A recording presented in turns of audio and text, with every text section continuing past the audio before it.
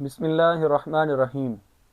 امام غزالی علیه الرحمت په خپل کتاب احیاء العلوم کې د طلبه کرامو لپاره د دین اسلام د زده کړې لپاره لس آداب او شرایط ذکر کړي دي چې کله یو انسان دا وغواړي چې زه دین زده کوم، علم کوم، طالب العلم یم، نو دا لس خبرې د دې وپېژني خپل ځان کې پیدا کړي. اول ادب او صفت دا دی چې کله یو انسان دین زده کوي نو د خپل ځان نه ټول بد عادتونه او بد صفات، نجس صفات د خپل ځان نه لري کی، د هغې بالعکس صفات په خپل ځان کې پیدا کی، ښکلي اخلاق، ښکلي عادتونه د انسان ځان کې پیدا کی. ځکه دا علم چې دی نو دا د باطن او د زړه عبادت دی.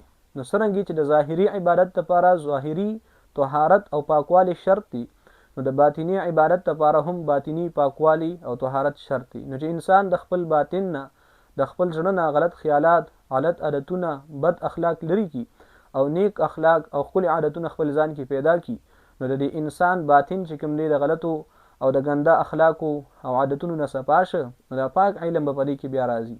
ځکه عبدالله ابن مسعود رضی الله عنه فرمایي چې علم عبارت د کثرت روایاتونه نه دی، بلکې علم یو نور دی چې د مؤمن په زړه کې حاصلیږي او په دې سره معرفت ته خدای تعالی راځي.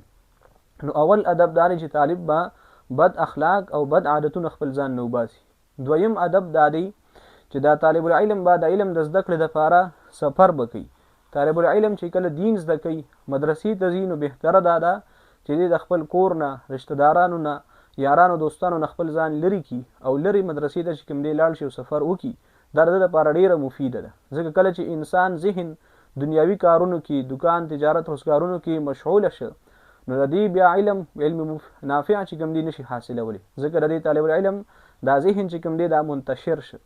لکه د هغې مثال امام غزالی رحمت الله علیه داسې ذکر کوي چې یو لښتي وي، په هغې کې اوبه بهیږي، نو دې لښتي نه بعضې اوبو نه بعضې اوبه چې کوم دی د لښتي دا ځمکه جذب کي، بعضې اوبه ترې نه چې کوم دی نور جذب کي، نو لږې اوبه په دې لښتي کې پاتې کېږي. نو دغه رنګې د طالب العلم دا ذهن چې کله د رشتہ دارانو سره په تعلق کې د دنیاوي کارونو کې مشغوله شه، نو ذهن ټول په ټول علم طرف ته نشه، نو پته نه لګېږي چې د علم منافع شي او که نافع به نه شي.